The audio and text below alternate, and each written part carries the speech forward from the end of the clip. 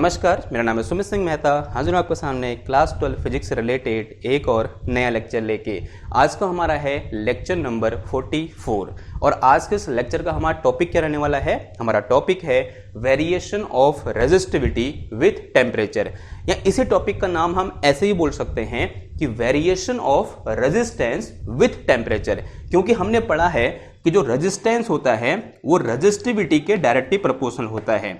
मैं यहाँ क्या करूं, इस रेजिस्टिविटी का वेरिएशन निकाल दूं टेम्परेचर के साथ, या मैं इस रेजिस्टेंस का वेरिएशन निकाल दूं टेम्परेचर के साथ, दोनों क्या आएंगे? सेम आएंगे। तो यही क्या रहने वाला आज का हमारा टॉपिक रहने वाला है। अगर टॉपिक का नाम समझ में आ गया है तो फटाफट क्या करेंगे, कॉपी पेन निकालेंगे और उसमें हेडिंग डालेंगे क्या कॉपी में, variation of resistivity with temperature. जैसा कि आप सब लोग जानते हैं, जब हम ओम्स लॉ डिस्कस कर रहे थे तब वहां पर हमने ये पढ़ा था कि भाई रेजिस्टिविटी होती क्या है, लेकिन 3-4 दिन हो गए तो थोड़ा सा रिकैप कर लेते हैं कि रेजिस्टिविटी होती क्या है, और फिर उसके बाद क्या करेंगे, वो किस तरह से टेम्परेचर के साथ वेरी करेगी उसे डिस्कस कर लेंगे। ठीक है, क्या होती है रेजिस्टिविटी? देखो, एक चीज हमने डिस्कस की थी कि किसी भी मटेरियल का जो रेजिस्टेंस होता है वो किन किन बातों पर डिपेंड करता है। वो पहले तो डिपेंड करता है कि भाई उस मटेरियल या उस कंडक्टर, जो कंडक्टर मैंने यहां पर लिया है, उस कंडक्टर की लेंथ कितनी है, और दूसरा डिपेंड करता है कि उस कंडक्टर के जो एरिया ऑफ क्रॉस सेक्शन है वो कितना है। अगर मैं अज्यूम करूं कि ये एक मटेरियल है जिस मटेरियल की लेंथ L है और इसका area of cross section A है, then resistance of material is directly proportional क्या होता है? L होता है, and resistance of this material will be inversely proportional to the area of cross section होता है।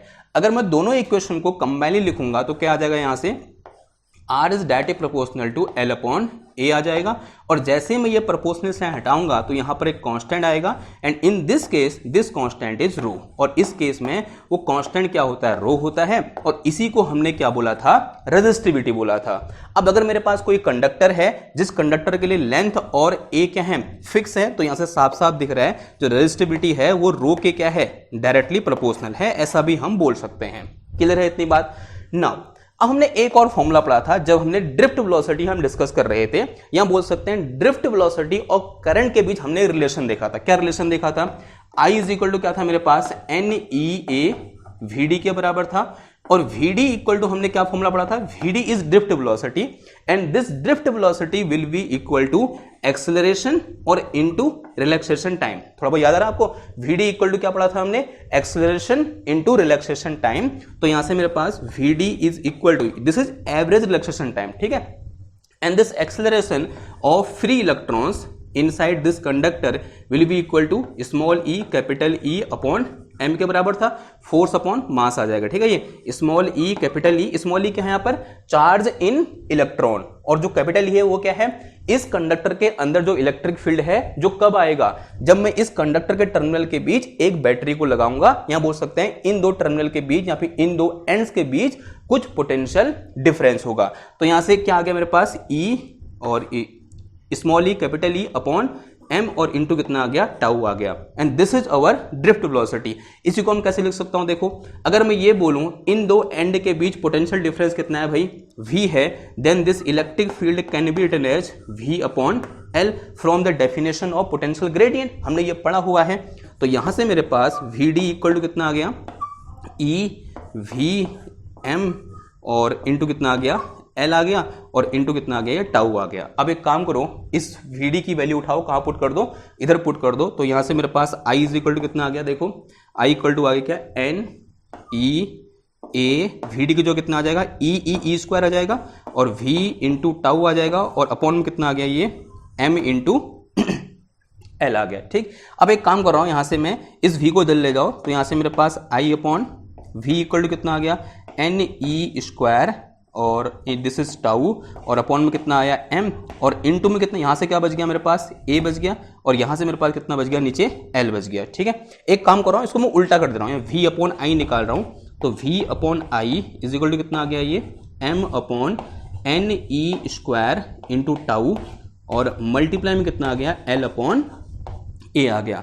और यहां पर जो मेरे पास V अपॉन I लिखा है किसका होता है? R के बराबर होता है। Now this V upon I is equal to R, तो यहां से मेरे पास R इज इक्वल टू कितना आ गया? M upon NE square tau, और इनटू कितना आ गया? ये L अपॉन A आ गया। देखो एक इक्वेशन मेरे पास ये निकल के आई, एक इक्वेशन मेरे पास ये निकल के आई। अगर मैं इन दोनों इक्वेशन को कंबाइन करूं, देखो यहाँ L अपॉन A है, यहाँ भी L अपॉन A है, यहाँ मेरे पास R है, यहाँ भी मेरे पास R है, यहाँ रो है, और इस इक्वेशन में रो की जगह कितना है, m upon n e square tau के बराबर है। इसका मतलब किसी भी मटेरियल की जो रेजिस्टिविटी होती है, रो इक्वल टू किसके बराबर होती है, m upon n e square tau के बराबर होती है। और ये बहुत इंपॉर्टेंट फॉर्मूला है कि resistivity of any material is equal to m upon n e square tau. देखो क्या इंफॉर्मेशन निकल के आई कि resistivity m equal to m upon n e square into tau, जहां m क्या है, मास ऑफ इलेक्ट्रॉन है, E क्या है, चार्ज ऑन इलेक्ट्रॉन है। पहले लिख लेता हूं मैं यहां पर, जो m है मेरे पास वो क्या है, मास ऑफ इलेक्ट्रॉन है, जो n है वो क्या है भाई, इलेक्ट्रॉन डेंसिटी है। क्या है, electron density, number of electron पर यूनिट वॉल्यूम है। और जो यहां पे मेरे पास क्या है, E है, वो क्या है, चार्ज ऑन इलेक्ट्रॉन है, उसकी वैल्यू कितनी है, 1.6 into 10 to the power minus 19 coulomb है।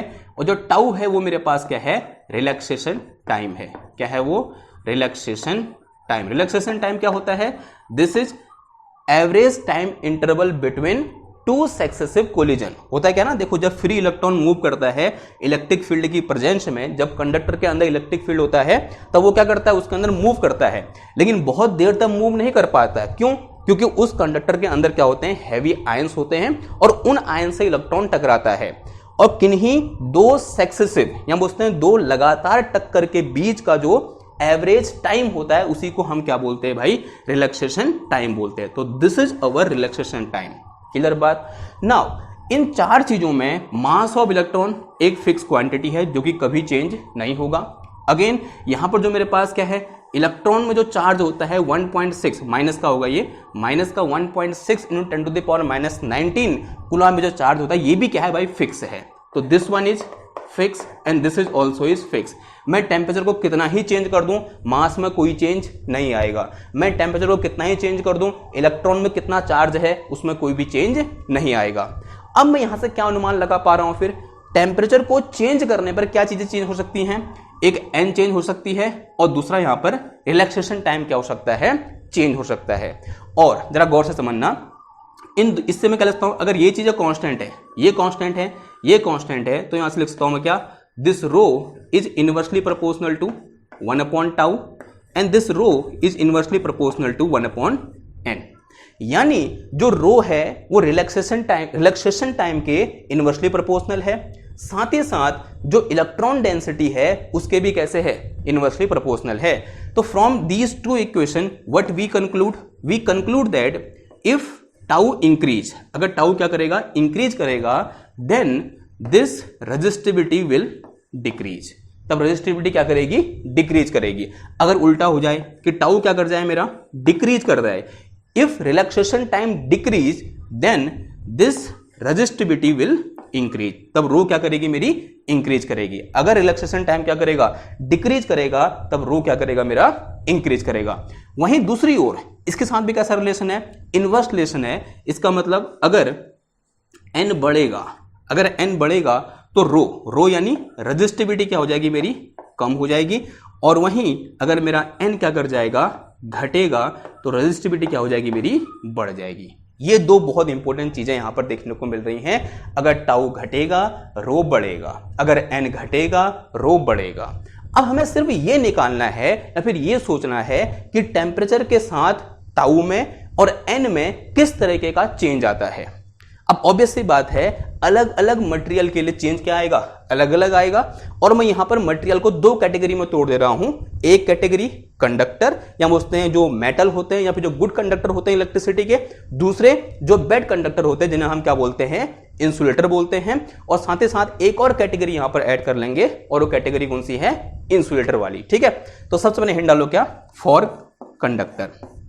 किसके लिए, फॉर कंडक्टर, या बोल सकते हैं मेटल के लिए। किन के लिए, मेटल आर गुड कंडक्टर ना। तो जितने भी मेटल हैं उनकी रेजिस्टिविटी टेम्परेचर के साथ किस तरह से चेंज करेगी, ये देख लेते हैं। अब देखो टेम्परेचर को मैं चेंज कर रहा हूं। ठीक है, सबसे पहले मैंने क्या किया, मैं टेम्परेचर को इंक्रीज कर रहा हूं। मान लिया मेरे पास एक मेटल है, लेट अस से मेरे पास क्या है, कॉपर है, एक कॉपर की रॉड है या कॉपर का वायर है। मैं देखना चाह रहा हूं कि उस कॉपर की जो रेजिस्टिविटी है वो टेम्परेचर के साथ किस तरह से चेंज होगी, बढ़ेगी या घटेगी। मैं क्या कर रहा हूं, टेम्परेचर को इंक्रीज कर रहा हूं। क्या कर रहा हूं, टेम्परेचर को इंक्रीज कर रहा हूं। और मेरा का पूरा ध्यान किस में रहेगा, अभी फिलहाल के लिए किस पर, इस रिलैक्सेशन टाइम में रहेगा। जरा सोचना है टेम्परेचर को बढ़ाने पर रिलैक्सेशन टाइम में क्या फर्क पड़ेगा, या बोलते हैं क्या उसमें प्रभाव हमें देखने को मिलेगा। रिलैक्सेशन टाइम क्या होता है, इधर मैं मिटा रहा हूं इसको। आई होप ये आपने नोट कर लिया होगा या फिर समझ लिया होगा, क्योंकि ये नोट करने वाली बात नहीं थी, ये सिर्फ क्या है, एक टाइप का रिकैप है। ठीक, बताओ भाई रिलैक्सेशन टाइम, जरा सोचो अगर मैं टेम्परेचर को बढ़ाऊंगा रिलैक्सेशन टाइम में क्या प्रभाव हमें देखने को मिलेगा। ठीक है, अगर किसी को यह पता है रिलैक्सेशन टाइम क्या होता है तो उसके लिए तो बहुत आसान है। रिलैक्सेशन टाइम क्या है भाई, time between two successive collision, या बोलते हैं average time between two successive collision. माना एक आयन यहां पर है और एक आयन यहां है, और एक इलेक्ट्रॉन इस आयन से टकराया और उसे इस आयन तक जाने में एट नॉर्मल टेम्परेचर, एट माना टेम्परेचर कितना है, रूम टेम्परेचर है, लेट अस से दिस इज 27 डिग्री सेल्सियस है। 27 डिग्री सेल्सियस में इस इलेक्ट्रॉन को यहां से यहां जाने में लगभग 10 की पावर -10 सेकंड लगे। ठीक है, अब इसकी कुछ न कुछ वेलोसिटी होगी, वो एक कुछ वेलोसिटी से यहां को मूव किया होगा, and that velocity will be equal to thermal velocity plus gain in velocity, because the gain in velocity due to electric field.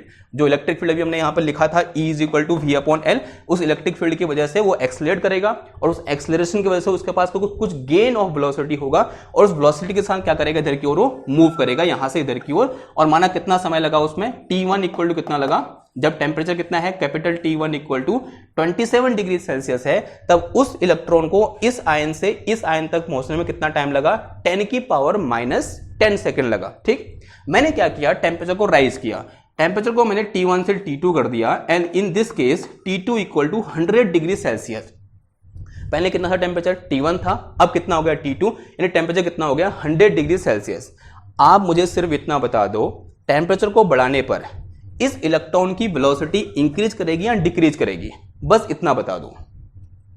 अगर मैं किसी भी एक मटेरियल, या बोलते हैं कॉपर का एग्जांपल है तो कॉपर की बात करते हैं, अगर मैंने कॉपर का टेम्परेचर बढ़ाया, उसको गर्म किया, उसको हीट किया, हीट करने से उस कॉपर के अंदर जो फ्री इलेक्ट्रॉन्स हैं उनकी वेलोसिटी बढ़ेगी या घटेगी। ऑब्वियस सी बात है, वेलोसिटी बढ़ेगी। आप जब पानी को भी गर्म करते हो, पहले जो पानी के मॉलिक्यूल हैं, H2O है, जो पानी के अंदर जो मॉलिक्यूल हैं वो क्या है, वो एकदम स्थिर अवस्था में होते हैं, स्थिर अवस्था में नहीं होते, मतलब बहुत कम मोशन कर रहे होते हैं। लेकिन जैसे ही गर्म करते हैं हम पाते हैं कि मॉलिक्यूल रैंडमली मोशन करने लगता है, बहुत तेजी से क्या करते हैं, मोशन करते हैं, जो कि हमें दिखाई भी देता है। ठीक है, क्योंकि पानी क्या करता है, हलचल करता है। सेम चीज के साथ होगी, कॉपर के साथ भी होगी। जैसे मैं कॉपर को गर्म करूंगा, कॉपर के अंदर के जो मॉलिक्यूल कॉपर के अंदर के जो फ्री इलेक्ट्रॉन्स हैं वो क्या करेंगे, उनकी वेलोसिटी क्या कर जाएगी, इंक्रीज कर जाएगी। अगर वेलोसिटी इंक्रीज करेगी यानी velocity will be increase, velocity increase करी। अब वेलोसिटी के इंक्रीज करने से बताओ उस इलेक्ट्रॉन को यहां से यहां जाने में जो टाइम है वो T1 से ज्यादा लगेगा या T1 से कम लगेगा, बस इतना बता दो। पहले टाइम कितना लगा था T1, वेलोसिटी बढ़ गई। अब वेलोसिटी के बढ़ने से बताओ इस इलेक्ट्रॉन को यहां से यहां पहुंचने में टाइम T1 से ज्यादा लगेगा या T1 से कम लगेगा। ऑब्वियस सी बात है, T1 से कम लगेगा। यानी इन दो टक्कर के बीच लगने वाला टाइम इंटरवल क्या हो जा रहा है, टाउ क्या हो जा रहा है भाई, डिक्रीज हो जा रहा है। यानी जब मैं टेम्परेचर को इंक्रीज करता हूं, इसके परिणाम स्वरूप मुझे क्या देखने को मिलता है, जो रिलैक्सेशन टाइम टाउ है वो क्या कर जाता है, डिक्रीज कर जाता है। On increasing temperature relaxation time decrease, temperature को बढ़ाने पर रिलैक्सेशन टाइम क्या कर जाता है, डिक्रीज कर जाता है। अगर रिलैक्सेशन टाइम डिक्रीज करेगा तो क्या होगा, रेजिस्टिविटी क्या कर जाएगी, इंक्रीज कर जाएगी। एक बहुत इंपॉर्टेंट रिजल्ट हमको यहां पर देखने को मिला कि जैसे मैं किसी कंडक्टर के टेम्परेचर को बढ़ाता हूं, टेम्परेचर को बढ़ाने से उसका जो रिलैक्सेशन टाइम है वो घट जाता है। रिलैक्सेशन टाइम के घटने से उसकी रेजिस्टिविटी बढ़ जाती है।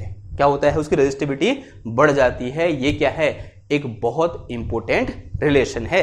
अब क्या किया गया, अलग अलग जो मटेरियल हैं जैसे कॉपर है, एल्यूमिनियम है, गोल्ड है, सिल्वर है, सब के लिए क्या किया गया, उनको हीट किया गया और सब के लिए अलग अलग डेटा निकाला गया। उन डेटा को निकालने के बाद ग्राफ ड्रॉ किए, किसके बीच, रेजिस्टिविटी और टेम्परेचर के बीच। मैं यहां पर किसके ले रहा हूं, कॉपर के लिए, फॉर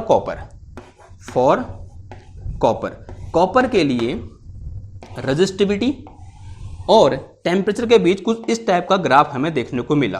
अगर ये एक्सेस किसको दिखा रही है, रेजिस्टिविटी को दिखा रही है, और ये एक्सेस टेम्परेचर को दिखा रही है इन केल्विन, तो कुछ इस टाइप का ग्राफ देखने को मिला। अगर मैं इसको बोलूं 0 केल्विन बोलूं, इसको क्या बोलूं 100 केल्विन, इसको बोलूं कितना 200, और इसको कितना बोलूं 300, इसको मैं कितना बोलूं 400 एंड सो ऑन। ठीक है, इस तरह से तो जो ग्राफ देखने को मिला after doing lots of experiment, तो कुछ इस टाइप का ग्राफ साइंटिस्ट ने पाया कि इनिशियली रेजिस्टिविटी क्या हुई, इस तरह से चेंज हुई, किसके साथ, टेम्परेचर के साथ, और फिर एक पर्टिकुलर पॉइंट के बाद कैसा ग्राफ आया, इस तरह से एक स्ट्रेट ग्राफ आया।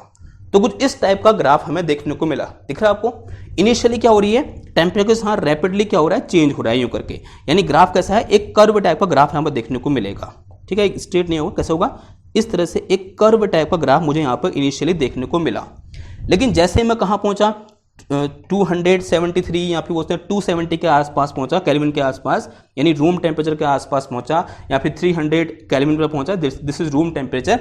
और जब 300 केल्विन से आगे बढ़ता हूं, जो ग्राफ है वो ऑलमोस्ट क्या हो गया भाई, स्ट्रेट लाइन हो गया। दिख रहा है आपको, ऑलमोस्ट कैसा हो गया, लीनियर हो गया। लेकिन जब मैं लोअर टेम्परेचर की बात करता हूं, दिस इज लोअर टेम्परेचर, इधर की ओर कैसा है, लोअर टेम्परेचर है। मैं ग्राफ इधर बनाता हूं क्योंकि थोड़ा सा दिख नहीं रहा भाई, ये हो गया था ना, ये समझ में आ गया, ये समझने वाली बात है, इसको लिखने की जरूरत नहीं है, जो लिखना है वो ये लिखना है। ठीक है ना, अब हो क्या रहा है जरा देखना, इस ग्राफ को यहां बना रहा हूं।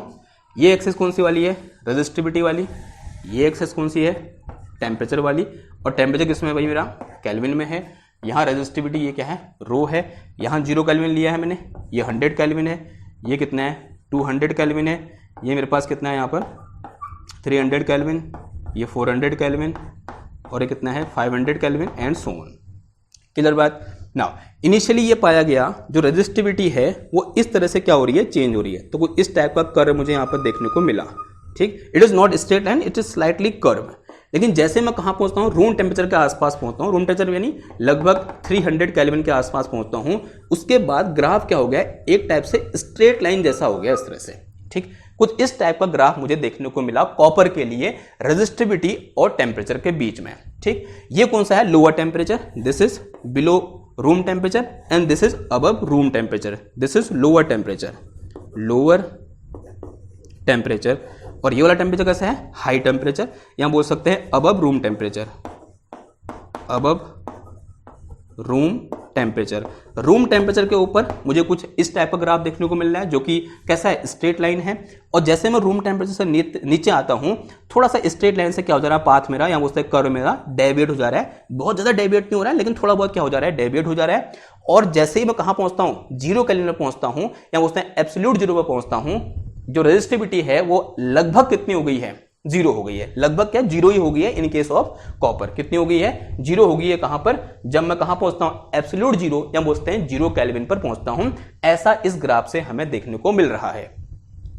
अब मुझे ये बताओ, हमारे जितने भी इंस्ट्रूमेंट होते हैं जो हम घर में यूज करते हैं, उन इंस्ट्रूमेंट में का टेम्परेचर क्या रहता होगा, वो कहां है, हमारे घर में है, यानी हमारे वो रूम में है।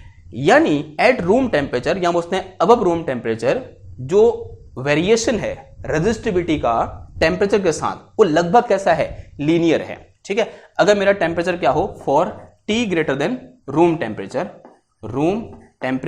या बोलते हैं फॉर हायर टेम्परेचर, जो ग्राफ है वो कैसा है, लीनियर ग्राफ मुझे देखने को मिल रहा है। कैसा ग्राफ देखने को मिल रहा है, रेजिस्टिविटी और टेम्परेचर के साथ एक लीनियर ग्राफ मुझे यहां पर देखने को मिल रहा है।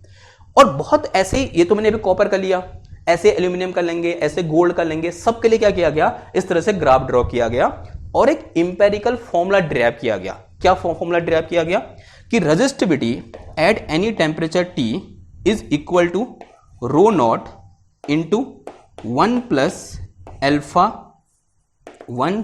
Alpha T minus T naught. This is empirical formula representing how this resistivity is changing with temperature. कि किस तरह से रेजिस्टिविटी रो टेम्परेचर के साथ क्या हो रही है, चेंज हो रही है। और एक कैसा फॉर्मूला है, एक इंपेरिकल फॉर्मूला है। इंपेरिकल फॉर्मूले का मतलब क्या हुआ कि इस फॉर्मूले को हम डिराइव नहीं कर सकते। ये कहां से निकल के आया, हमने बार बार क्या किए, एक्सपेरिमेंट किए, और एक्सपेरिमेंट से जो मेरे पास डेटा आया उस डेटा के आधार पर हमने क्या दिया, एक फॉर्मूला दिया। उस फॉर्मूले को हम क्या बोलते हैं, इंपेरिकल फॉर्मूला बोलते हैं। और इस फॉर्मूले, देखो हर जगह तो लीनियर है नहीं, यहां क्या है, नॉन लीनियर है, लेकिन यहां क्या है, लीनियर है। लेकिन ये जो मेरे पास क्या है फॉर्मूला है, ये इस टेम्परेचर के लिए भी, किसके लिए, लेस देन रूम टेम्परेचर के लिए भी अप्रोक्सीमेटली लगभग सही आंसर हमें दे देता है। ठीक, तो हम क्या बोलेंगे, ये जो फॉर्मूला है ये हर टेम्परेचर के लिए क्या है भाई, एप्लीकेबल है, क्योंकि इससे जो मेरे पास रिजल्ट निकल के आते हैं वो अप्रोक्सीमेटली जो एक्चुअल रिजल्ट हैं उनसे क्या कर जाते हैं, मैच कर जाते हैं। ठीक है, तो ये हमने यहां पर क्या ले रखा है, एक अजम्पशन ले रखा है कि ये पूरा ग्राफ कैसा है, लीनियर है, लेकिन एक्चुअल में रियलिटी में ऐसा नहीं है। लीनियर हमें सिर्फ कहां देखने को मिलता है, हायर टेम्परेचर के लिए देखने को मिलता है, या जो रूम टेम्परेचर से हम ज्यादा टेम्परेचर की बात करते हैं वहां पर रेजिस्टिविटी और टेम्परेचर के भी ग्राफ लीनियर देखने को मिलता है। लेकिन हम अप्रोक्सीमेटली ले सकते हैं कि सब जगह क्या है, लीनियर है। और जब हम ऐसा लेके कैलकुलेशन करते हैं तो हमारे आंसर जो एक्चुअल आंसर हैं, जो एक्चुअल डेटा है उससे क्या कर जाते हैं, मैच कर जाते हैं। तो this is the mathematical formula for resistivity and for resistivity या variation resistivity with temperature and it is very important formula। अब यहां पर कुछ इंपॉर्टेंट बातें हैं कि भाई रो टी क्या है, रो नोट क्या है, अल्फा क्या है, टी क्या है, टी नोट क्या है, एक एक करके हर टर्म को डिफाइन करते हैं। और इस फॉर्मूले से आपको ये फॉर्मूला याद करना ही पड़ेगा, ठीक है, क्योंकि डिराइव नहीं कर सकते, याद करना ही पड़ेगा। जैसे थर्मोडायनेमिक्स में सारे के सारे लॉ कैसे हैं, इंपेरिकल लॉ हैं, वो कहां से निकल के आए हैं, एक्सपेरिमेंट से निकल के आए हैं। सेम उसी तरह से ये भी कहां से निकल के आया भाई, एक्सपेरिमेंट से निकल के आया हुआ एक फॉर्मूला है। ठीक, अब इस फॉर्मूले में जो डिफरेंट चीजें हैं, टी क्या है यहां पर, पहले इधर टी नोट देखते हैं। टी नोट क्या है यहां पर, टी नोट को हम बोलते हैं रेफरेंस टेम्परेचर। क्या बोलते हैं, रेफरेंस टेम्परेचर बोलते हैं। ठीक है, और ये हर मटेरियल के लिए क्या होता है, अलग अलग होता है।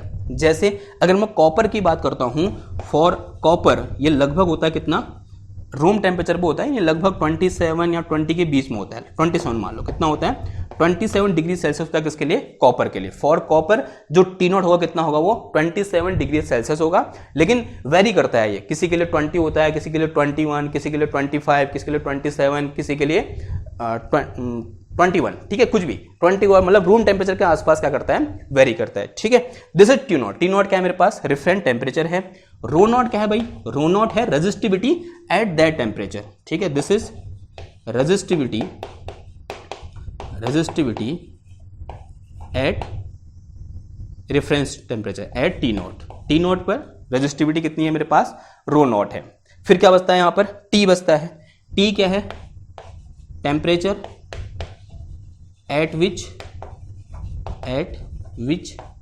we want resistivity, we want to know resistivity।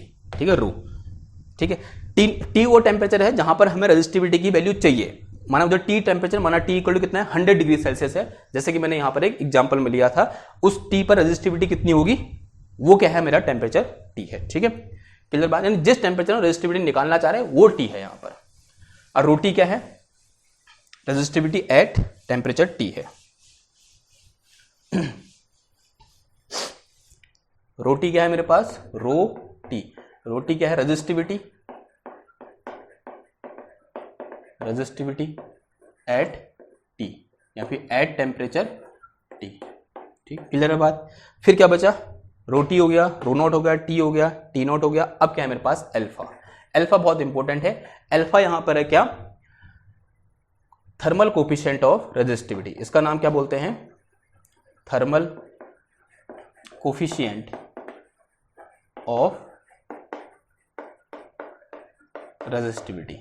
Here alpha is thermal coefficient of resistivity. ठीक है, and it is very important formula. Clear. अब अगर मैं इसको डिफाइन करना चाहूं तो अल्फा इक्वल टू कितना आ जाएगा बताओ यहां से, तो रोटी इक्वल टू कितना है मेरे पास, rho t equal to rho naught into 1 plus का अल्फा टी माइनस का t naught and this bracket will close.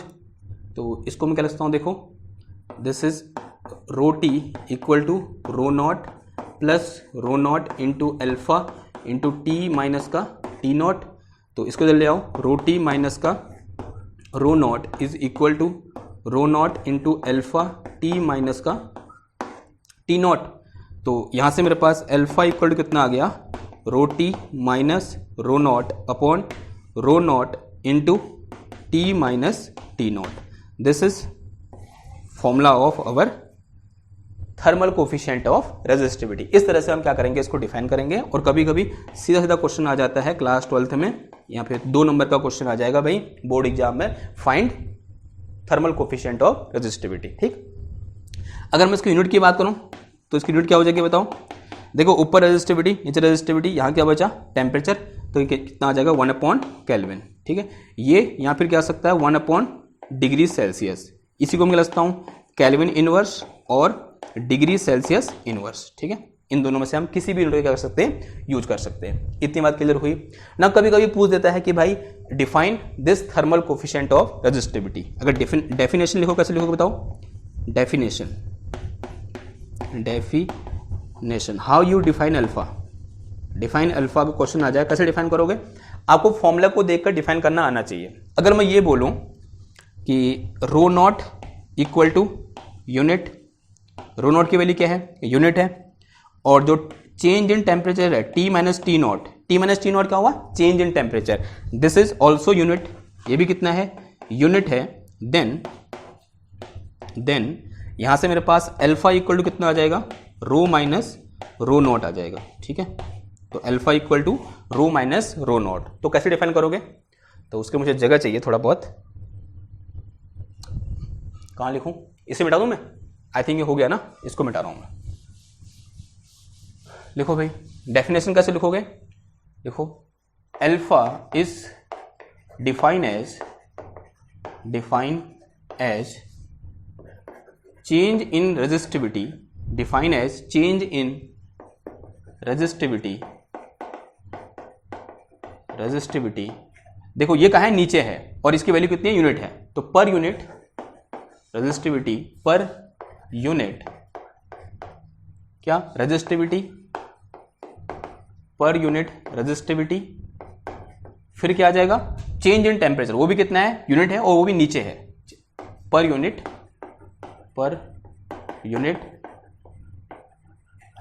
Change in temperature.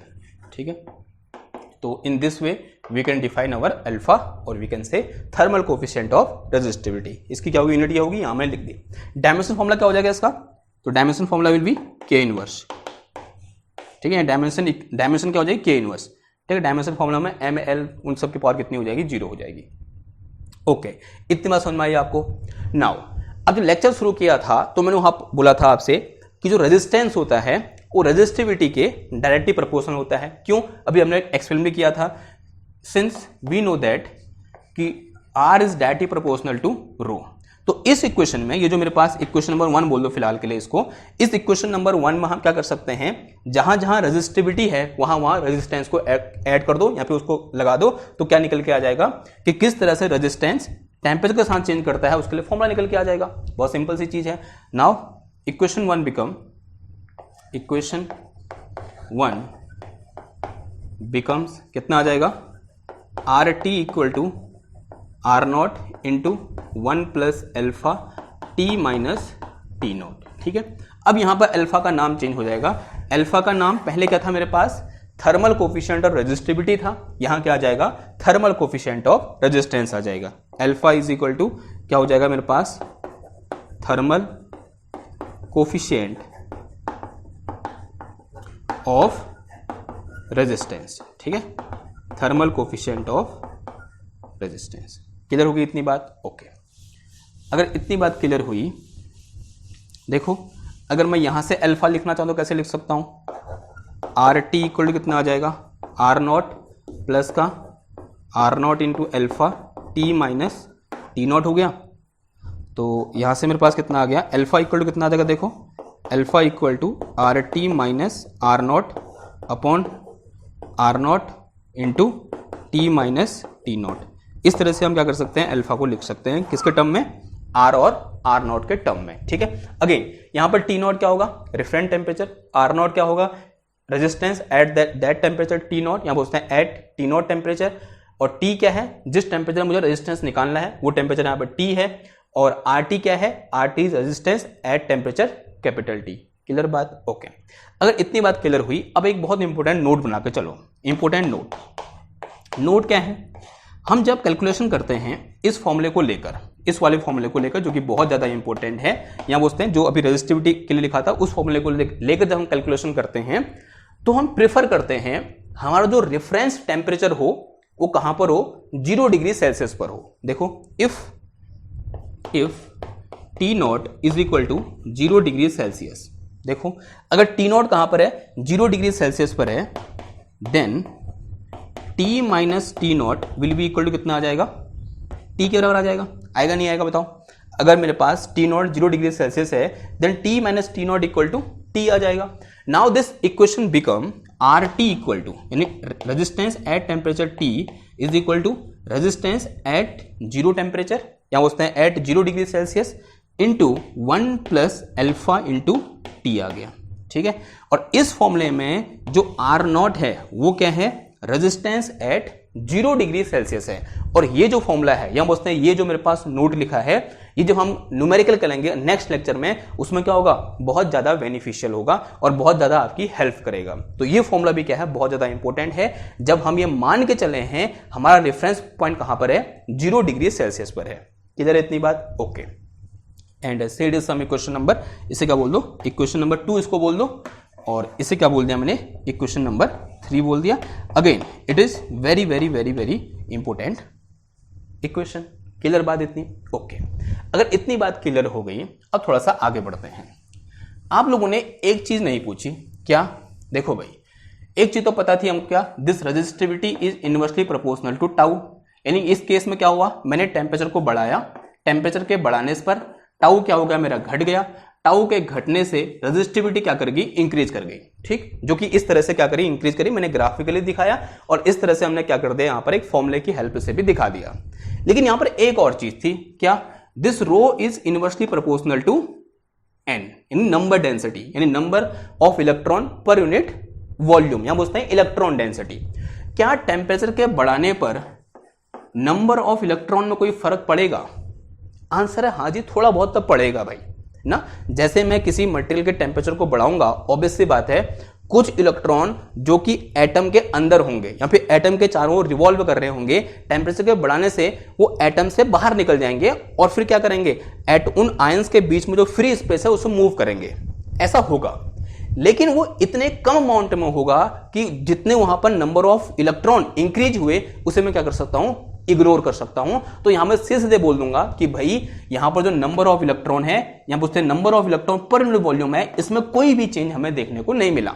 हाँ, 1 इलेक्ट्रॉन, 10 इलेक्ट्रॉन, 20 इलेक्ट्रॉन, 100 इलेक्ट्रॉन ऐसे बढ़ गए होंगे, लेकिन इतने इलेक्ट्रॉन के बढ़ने से कोई ज्यादा फर्क वहां पड़ने वाला है नहीं। इसका मतलब मैं क्या बोलूंगा, क्या स्टैंडर्ड पास करूंगा कि अगर टेम्परेचर बढ़ता है तब वहां पर जो नंबर ऑफ फ्री इलेक्ट्रॉन पर यूनिट वॉल्यूम है उसमें कोई चेंज नहीं आएगा। इसका मतलब इसकी वजह से इस रेजिस्टिविटी में भी किसी कंडक्टर की कोई भी चेंज आने वाला है नहीं। क्लियर है इतनी बात आपको? अगर इतनी बात क्लियर आ गई तो अब क्या है भी स्टेटमेंट कि टेम्परेचर को घटाने या बढ़ाने पर सिर्फ क्या प्रभावित होता है, रिलैक्सेशन टाइम प्रभावित होता है। और रिलैक्सेशन टाइम के प्रभावित होने से जो मेरे पास रो है वो कैसे प्रभावित होता है, इस तरह से क्या होता है, मेरा प्रभावित होता है या बोलते हैं वेरी करता है। यानी टेम्परेचर बढ़ेगा, रो घटेगा, टाउ घटेगा और रो बढ़ जाएगा। क्लियर है इतनी बात? ओके। अगर इतनी बात क्लियर होगी तो ये तो किसके लिए हुआ भाई, कंडक्टर के लिए हुआ। अब थोड़ा सा आगे बढ़ते हैं, बात करते हैं किसके लिए, इंसुलेटर के लिए। किसके लिए? For insulator. सेकंड डालो इस तरह से, सेकंड पॉइंट क्या है, फॉर इंसुलेटर। उससे पहले एक और चीज होती है हमारे पास, क्या, एलॉय। ठीक है, सेकंड क्या लिखो, एलॉय। एलॉयस के लिए, एलॉयस के लिए किस तरह से वेरी करती है रेजिस्टिविटी। एलॉय को हम क्या करते हैं, अपने हाथों से बनाते हैं। ठीक है, डिफरेंट टाइप के मटेरियल को मिक्स करते हैं, उनको मिक्स करने के बाद एक नया मटेरियल हमारे सामने आता है जिसे हम क्या बोलते हैं भाई, एलॉय बोलते हैं। और किसी भी एलॉय की जो रेजिस्टिविटी होती है उसमें टेम्परेचर के साथ वेरिएशन हमें बहुत कम देखने को मिलता है। ये रो है और इस रो का टेम्परेचर के साथ रेजिस्टिविटी क्या देखने को मिलता है, उसमें वेरिएशन, बहुत कम वेरिएशन देखने को मिलता है। इस टाइप का ग्राफ हमें देखने को मिला। वहीं दूसरी ओर अगर मैं जो प्योर कंडक्टर हैं या जो गुड कंडक्टर हैं उनके लिए रेजिस्टिविटी और टेम्परेचर का ग्राफ ड्रॉ करूंगा तो कैसा ग्राफ आएगा भाई, ऐसा ग्राफ आएगा। कुछ इस टाइप का ग्राफ आया था, थोड़ा बहुत याद है आपको, जो अभी यहाँ पे कॉपर के लिए ड्रॉ किया था मैंने, ऐसा ग्राफ आया और यहाँ क्या था, ऐसे लीनियर था, इस तरह से ग्राफ आया था, ठीक। और जब T इक्वल टू कितना था, यहाँ पर T टेंस टू 0 केल्विन था, तब रो टेंस टू भी क्या हो गया था, 0 हो गया था। लेकिन यहाँ पर ऐसा नहीं है, यानी जब यहाँ पर मेरे पास T टेंस टू 0 केल्विन है तब रो डज नॉट इक्वल टू 0 या फिर डज नॉट टेंस टू 0, तब वो 0 के बराबर नहीं होता है, उसकी कुछ वैल्यू होती है इन केस ऑफ एलॉय। साथ ही साथ जो यहाँ पर change of resistivity with temperature है वो भी क्या है, बहुत कम है। यानी टेम्परेचर को बहुत ज़्यादा बढ़ाने पर, मैंने टेम्परेचर को यहाँ से यहाँ बढ़ा दिया, इतना टेम्परेचर में चेंज कर दिया, लगभग 100 केल्विन का यहाँ पर चेंज हो गया, लेकिन रेजिस्टिविटी में कितना चेंज आया, देखो एक बहुत छोटा सा चेंज आया। दिस शोज दैट कि this change in resistivity with temperature in case of alloy is very very very small. Even इस एक मेरे पास एक मटेरियल होता है जिसको हम बोलते हैं मैग्नीनिन, क्या बोलते हैं, मैग्नीनिन। आगे हमारे पास एक टॉपिक आएगा, क्या, मीटर ब्रिज नाम का एक टॉपिक आता है, उस टॉपिक में हम मतलब उस पर्टिकुलर मीटर ब्रिज नाम के इंस्ट्रूमेंट में हम 1 मीटर लंबा मैग्नीनिन मटेरियल का या फिर मैग्नीनिन अलॉय का एक वायर लेते हैं और उसकी रेजिस्टिविटी लगभग कांस्टेंट हो जाती है, लगभग कांस्टेंट, लगभग क्या हो जाती है, कांस्टेंट हो जाती है। और यही खासियत है उस वायर की, हम बोलते हैं उस मटेरियल की, नाम क्या है उसका, मैग्नीनिन।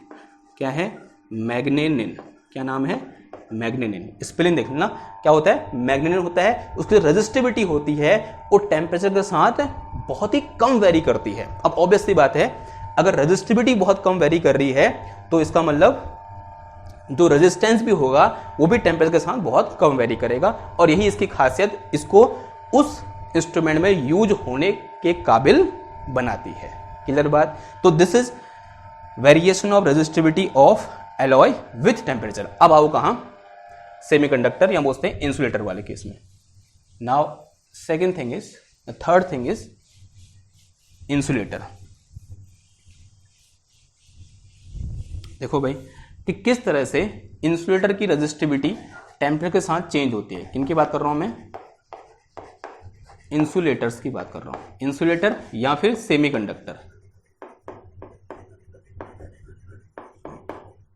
इंसुलेटर और सेमीकंडक्टर दोनों के लिए वेरिएशन लगभग सेम देखने को मिलता है, तो दोनों को एक साथ लेकर हम क्या कर देंगे, सॉल्व करेंगे। देखो रेजिस्टिविटी रो इक्वल टू क्या पढ़ा है हमने, थोड़ा सा और पीछे जाते हैं, क्या होता है, m upon n e square tau. अब ये फॉर्मूला तो याद हो ही जाना चाहिए, ठीक है, इतनी बार मैंने लिख दिया, resistivity rho equal to m upon n e square tau, and this relation shows that कि this m is inversely proportional to tau, sorry this rho is inversely proportional to tau and it is also inversely proportional to n। अब जो मेरे पास insulator हैं ये good conductor होते हैं, bad conductor होते हैं, ऑब्वियसली बात है ये बैड कंडक्टर होते हैं। इसका मतलब इनकी रेजिस्टिविटी क्या होती है, बहुत हाई होती है। इनकी रेजिस्टिविटी हाई होने का मतलब इनकी कंडक्टिविटी क्या होती है, बहुत लो होती है। या बोल सकते हैं ये इनमें करंट इजीली पास नहीं होती है। क्यों नहीं होती है भाई, इसका फिजिकल आंसर क्या है, इनमें जो नंबर ऑफ फ्री इलेक्ट्रॉन होते हैं वो बहुत कम होते हैं, यानी नो फ्री इलेक्ट्रॉन बोल दो, नो, कोई होते नहीं, एन इसमें होते ही नहीं। एन क्या है यहाँ पर, नंबर ऑफ फ्री इलेक्ट्रॉन पर यूनिट वॉल्यूम, या बोलते हैं इलेक्ट्रॉन डेंसिटी है। यानी इनकी इलेक्ट्रॉन डेंसिटी लगभग कितनी होती है भाई, 0 होती है या फिर 0 ही होती है। किसी में थोड़ा बहुत होते हैं, किसी में तो होते ही नहीं है। अब देखो अगर मैं टेम्परेचर को बढ़ाऊंगा, अगर टेम्परेचर को बढ़ाऊंगा, मेरी एक आशंका क्या है कि मेरा रो क्या कर जाएगा, डिक्रीज कर जाएगा। अब रो के डिक्रीज करने से क्या फायदा होगा भाई, जब इनके अंदर फ्री इलेक्ट्रॉन है ही नहीं, समझ रहे हो आप। वो तो ये इफेक्ट कब डालता है, कंडक्टर में डालता है। क्यों डालता है कंडक्टर में, क्योंकि कंडक्टर के पास पहले से फ्री इलेक्ट्रॉन है और रो टेम्परेचर के बढ़ाने से रो घट जाता है क्योंकि फ्री इलेक्ट्रॉन है उसके अंदर।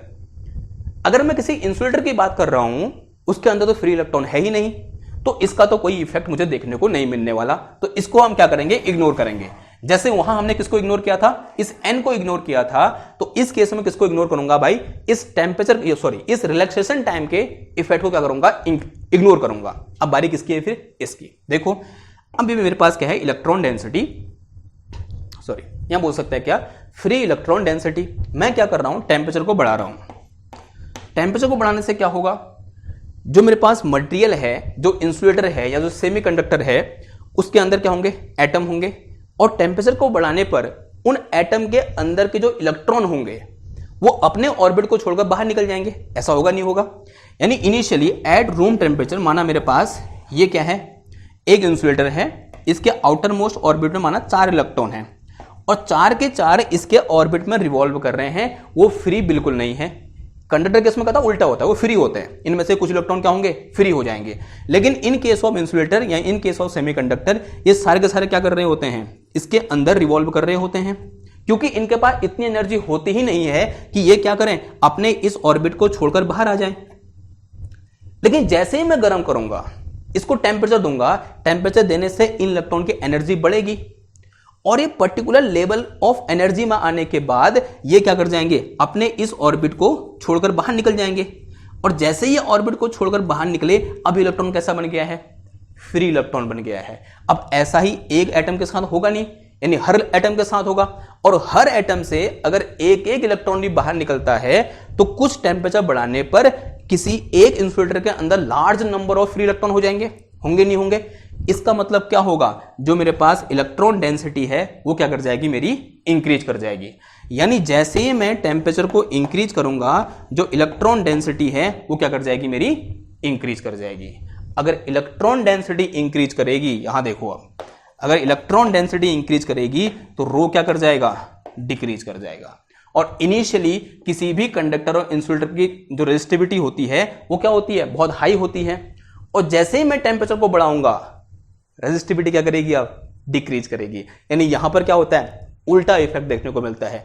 कंडक्टर केस में क्या करती है, इंक्रीज करती है, but in case of insulator and semiconductor, resistivity of these two type of materials decrease with increase in temperature. क्यों इंक्रीज करता है, एक बार फिर समझते हैं। देखो क्या किया मैंने, टेम्परेचर को बढ़ाया, टेम्परेचर को बढ़ाने से ये इलेक्ट्रॉन बाहर निकले, इन इलेक्ट्रॉन के बाहर निकलने से जो इलेक्ट्रॉन डेंसिटी थी वो क्या करी, इंक्रीज करी। अगर इलेक्ट्रॉन डेंसिटी इंक्रीज करेगी तो रो क्या करेगा भाई, डिक्रीज करेगा, इन रेजिस्टिविटी क्या करेगी, डिक्रीज करेगी। और जो ग्राफ हमें देखने को मिलता है, कुछ इस टाइप का ग्राफ हमें देखने को मिलता है टेम्परेचर और रेजिस्टिविटी के बीच। रेजिस्टिविटी है, ये टेम्परेचर है, और कुछ इस टाइप से हमें ग्राफ देखने को मिलता है।